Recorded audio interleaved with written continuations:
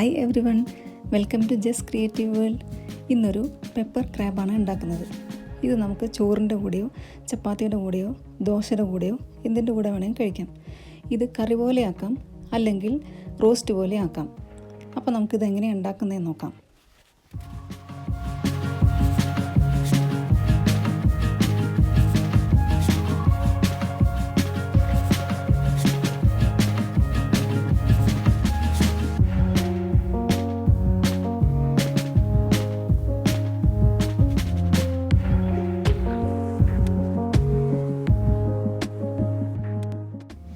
ഏത് തരം ക്രാബ് വേണമെങ്കിലും യൂസ് ചെയ്യാം. ഞാനിവിടെ മഡ് ക്രാബാണ് യൂസ് ചെയ്യുന്നത്. ഇതെല്ലാം ക്ലീൻ ചെയ്ത് റെഡിയാക്കിയിട്ടുണ്ട്. 1 കിലോ ക്രാബിന് വേണ്ട ചേരുവകളാണ് കാണിക്കുന്നത്.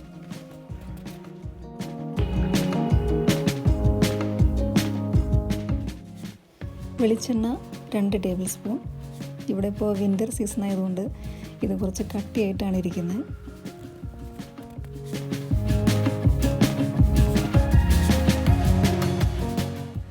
പെരിഞ്ജീരകം 1 ടീസ്പൂൺ,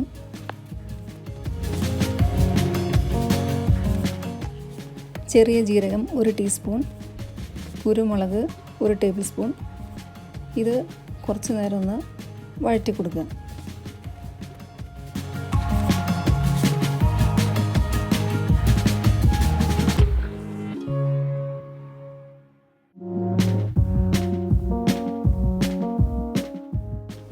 സവാള 1, ഒരു മീഡിയം സൈസ് സവാളയാണ് എടുത്തിരിക്കുന്നത്.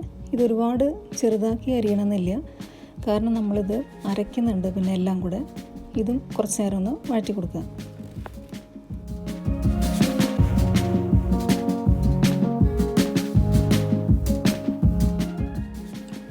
കുറച്ച് ഉപ്പിട്ട് കൊടുത്താൽ പെട്ടെന്ന് സവാള വഴന്ന് കിട്ടും.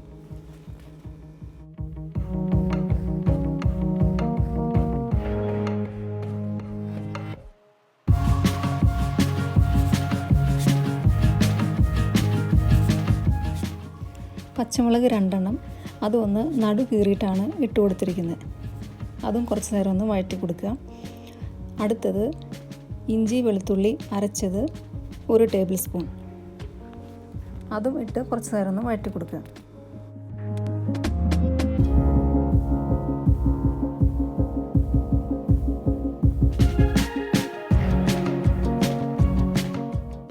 ഇഞ്ചി വെളുത്തുള്ളി വഴന്നു കഴിഞ്ഞാൽ അടുത്തത് തക്കാളി ഇട്ട് കൊടുക്കാം. ഒരു വലിയ തക്കാളി അരിഞ്ഞതാണ് എടുത്തിരിക്കുന്നത്. തക്കാളിയിലത്തെ വെള്ളമെല്ലാം വറ്റി നന്നായി വഴന്നു വരണം. അതിനുശേഷം മാത്രമേ പൊടികൾ ഇട്ട് കൊടുക്കാൻ പാടുള്ളൂ.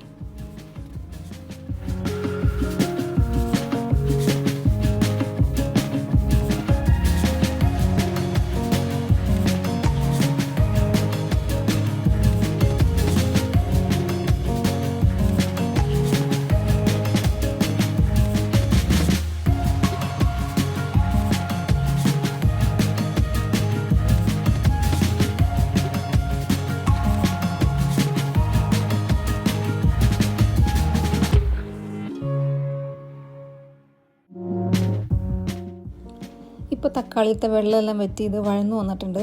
ഇനിയിപ്പോൾ പൊടികളെല്ലാം ഇട്ട് കൊടുക്കാൻ പോവാണ്. കാശ്മീരി ചില്ലി പൗഡർ 1.5 ടീസ്പൂൺ,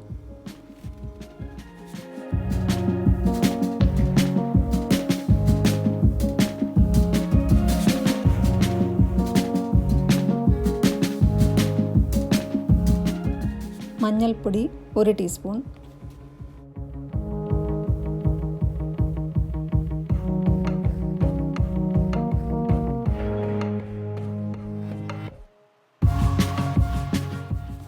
മല്ലിപ്പൊടി 1 ടേബിൾ സ്പൂൺ. ഇത്രയും പൊടികളെ നമ്മൾക്കിതിന് ആവശ്യമുള്ളൂ. ഇതെല്ലാം കൂടെ ഇട്ടിട്ട് നന്നായിട്ടൊന്ന് വഴറ്റി കൊടുക്കുക.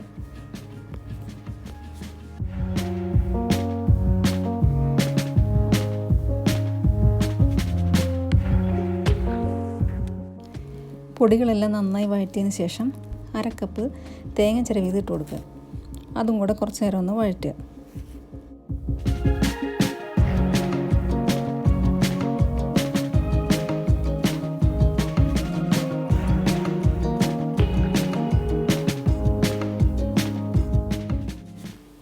ഇനി നമുക്ക് തീ ഓഫ് ചെയ്യാം.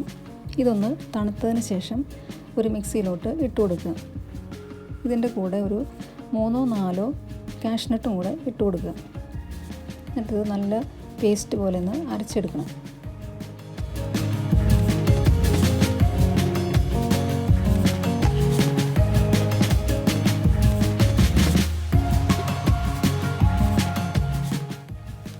ഇനി അരച്ച മിശ്രിതം ഒരു മൺചട്ടിയിലോട്ട് ഒഴിച്ചു കൊടുക്കുക.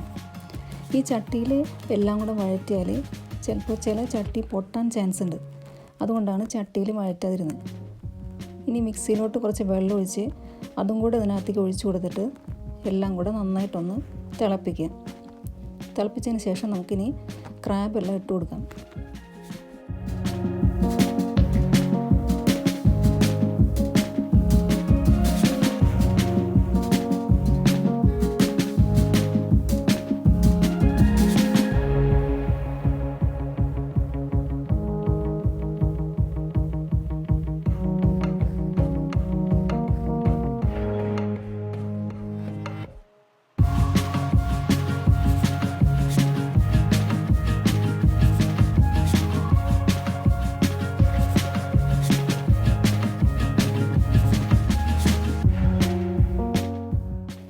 ഇപ്പോൾ ക്രാബെല്ലാം ഇട്ട് കൊടുത്തു കഴിഞ്ഞു. ഇനി ഇതൊന്ന് അടച്ചു വെച്ച് നന്നായി തിളപ്പിക്കുക. ഇപ്പോൾ ഇത് കുറച്ച് നേരം തിളച്ച് കഴിഞ്ഞു. ഈ മഡ് ക്രാബ് തിളയ്ക്കുമ്പോൾ കളറ് മാറും.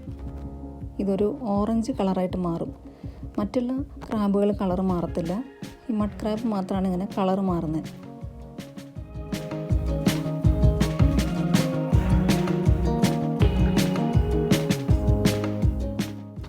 ഇപ്പോൾ ഈ ഞണ്ടെല്ലാം നന്നായി വെന്ത് കഴിഞ്ഞു. ഇനി നമുക്ക് തീ ഓഫ് ചെയ്യാം. ഇനി ഇതിലേക്കൊന്ന് താളിച്ചിടണം. അതിന് വേണ്ടിയിട്ട് 1 ടേബിൾ സ്പൂൺ വെളിച്ചെണ്ണ ഒഴിച്ചു. കുറച്ച് കടുക് ഇട്ട് കൊടുക്കുക.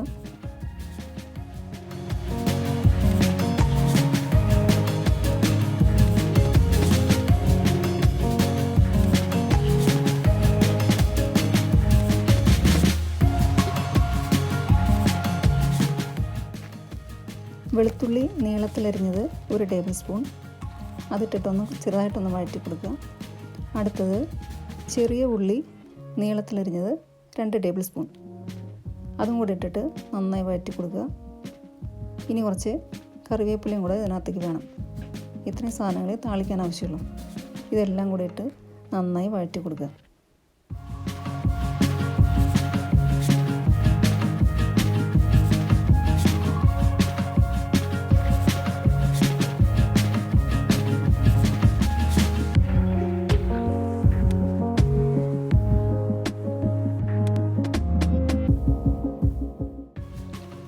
ഇപ്പോൾ എല്ലാം നന്നായി വഴന്നു വന്നിട്ടുണ്ട്.